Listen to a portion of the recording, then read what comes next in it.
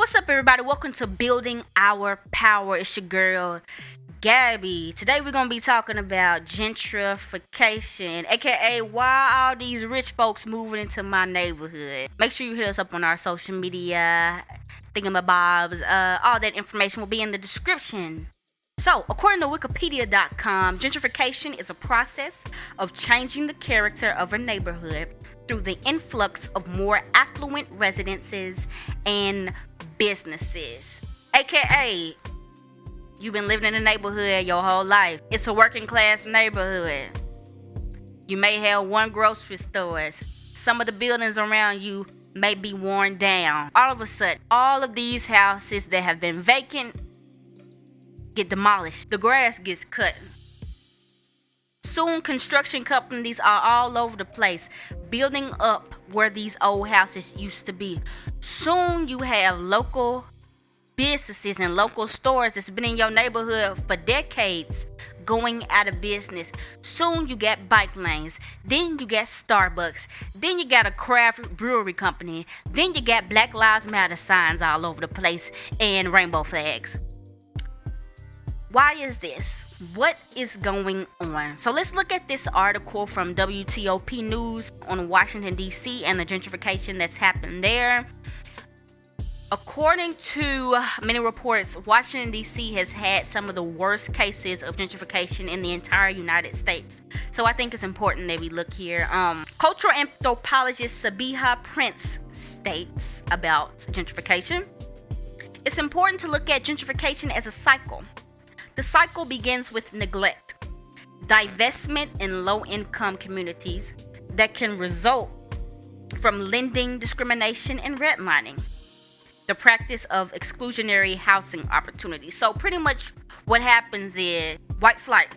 So white people were living in these areas. As black people started to migrate to cities, they started to flee and go to the suburbs. Because black people were subject to redlining, which means that banks would refuse black and brown people loans to renovate their houses, to obviously start businesses, to move to the white neighborhoods.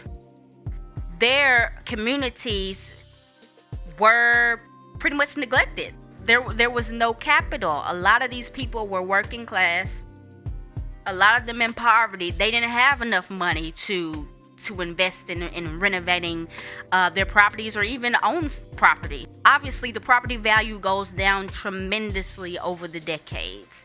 And the schools, as a result, start to fail. There's no money in there.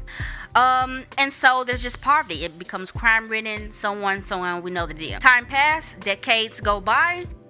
These white people that are in the suburbs, many of them are capitalists. And if we look at the definition of capitalism, capitalism is defined as an economic system in which a country's trade, industry, and profits are controlled by private companies instead of the people whose time and labor powers those companies. So when it comes to private property, these people know that one of the best investments you can have is land. Because the taxes and the property value of these areas are so low, they can buy up this land for pretty much dirt cheap and build up houses, apartment complexes, strip malls, and rent them out and continue just collecting money forever. And it's almost a foolproof investment. So this is what these people start to do. They start looking, this house is dilapidated. Let me go and crash that joint and let me build me something and let me rent it out for $1,000 a month. Stuff that the people in the neighborhood could never afford. Well, I know this strip mall has been home to some local businesses for about 40 years. Let me go and buy this building out from the previous owner and let me go and raise that rent so that the local businesses can't afford it no more. And I can open it up to businesses that's going to give me more money. So this is kind of just what it happens, one by one, bit by bit.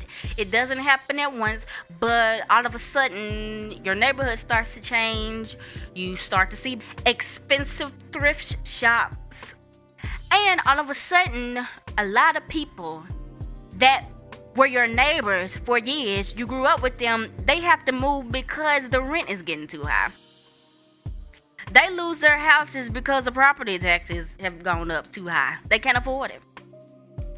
And one by one, every single person that you knew gets displaced, and you're surrounded by more and more rich, majority white people who could give two craps about you. And this becomes your new community until you can't afford it no more. And then you out there. But that's capitalism. Capitalism doesn't care about the culture that was in that neighborhood. Capitalism don't care how long black folks been living in there and what y'all have created. This is about money. This was cheap property. And they finna buy you out of it because they have more of it. That's the way capitalism works. And the city definitely don't care. Memphis has a program called Pilot, where they give these businesses incentives to do this. They pretty much cut 75% of the property taxes they would have had to pay if they build these businesses in these neighborhoods. It's an incentive.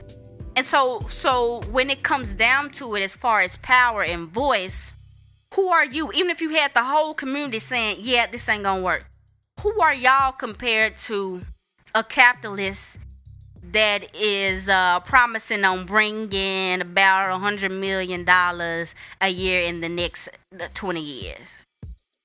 You're nothing. You're nobody. You can't come up with that in 40 years. You see what I'm saying? So capitalism creates an imbalance. The people that have money have a say. If you have no money, you just pretty much getting strung along for the ride. So that's pretty much what gentrification is. A lot of times people think it's simply a race issue. That's what it is a lot of times, because just historically speaking, because of what we've gone through and not being able to create wealth, that black people and brown people tend to be in these neighborhoods and white people tend to be gentrified. But don't get it twisted. Black, upper middle class people can be gentrified just as well. It's more of an economic thing. That's what I'm saying. It's not personal. Sometimes it is, but majority of the time it's just capitalism is just always about making profit, and it has no heart to it. So just that's just the way it goes. So you guys, let me know what you think. Do you think gentrification can be a good thing? Have you seen gentrification for yourself with your own eyes? I'd like to know. Hit us up in the comments if you have anything you'd like to add. Also, don't forget to like and subscribe if you're watching on YouTube, to share if you're listening to it on podcast, SoundCloud, all that good stuff. This has been your girl Gabby, and this is Building Our Power.